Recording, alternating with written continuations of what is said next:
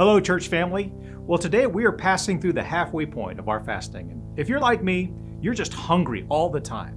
You know, my family jokes all the time about what we're going to eat once we get done and we break this fast. And for some reason, 5 whole pizzas always come up. But check this out, y'all. In our devotion time this morning, we were talking about fasting and what God is showing us during this time. And my wife, without hesitation, said humility. And I love this. I mean, think about what humility is for just a second. In the Christian life, humility represents a complete dependence on God for everything. You know, even the things that we know are necessary for life, food, for example.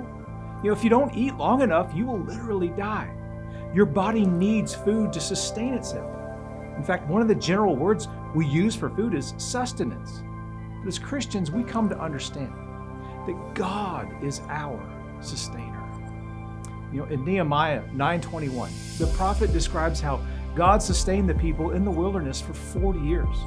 And they lacked nothing. God literally sustained them. You know, not eating is a clear act of humility and obedience. You know, you're acknowledging, no, you're more than that. You are training your heart to embrace that we are utterly dependent on God for everything, including the food that we eat. And what comes from this is an intimacy and a depth to our relationship with God that we cannot get apart from fasting. Now, we have resources on our website to help you. You can go to fbcforney.org/Holy Week.